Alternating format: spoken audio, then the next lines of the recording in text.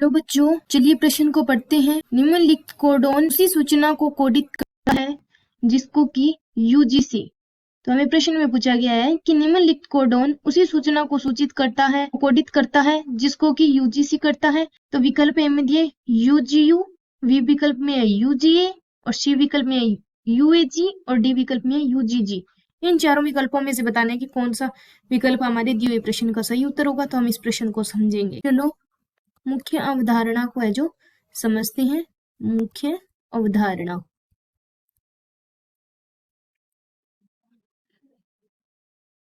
You G C UGC U G U को सूचना कोडित करता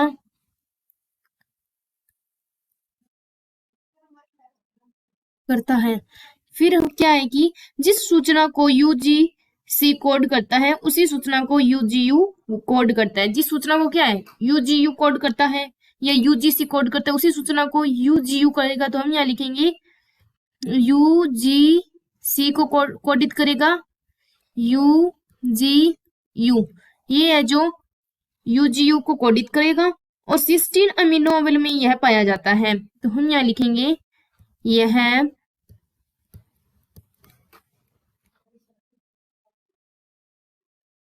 सिस्टीन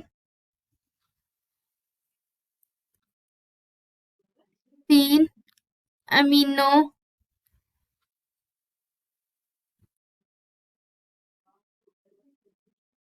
अम्ल में पाया जाता है। तो ये एक दूसरे के पूरक कोडोन है। ये क्या है एक दूसरे के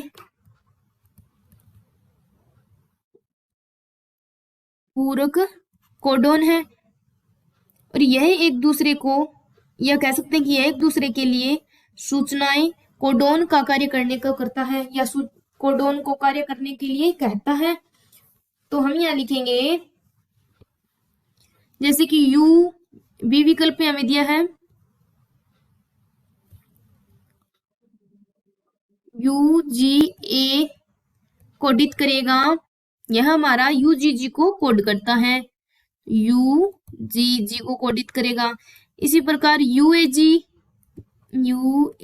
है जो सी विकल्प में यह कोडित करेगा यूजीए को। डी विकल्प में है यूजीजी है जो कोडित करेगा यूजीए को। यूजीयू को सॉरी जो सी विकल्प में लिखा है यूएजी ये हमारा कोडित करेगा यूजीयू को और डी विकल्प में हमने लिखा है यूजीजी जो कोड है वो जीजीए को कोडित करेगा। तो मुख्य अवधारणा के आधार पर हमने ये स्पष्ट कर लिया है कि यूजीसी यूजीयू को कोडित करता है। तो विकल्प नंबर ए हमारा सही है, बी विकल्प हमारा गलत है, सी विकल्प भी गलत है और डी विकल्प भी गलत है। तो हमने मुख्य अवधारणा के आधार पर इस क्वेश्चन को हल किया है। तो आशा करते हैं कि आपको इस प्रश्न का उत्तर है जो समझ आया होगा। धन्यवाद।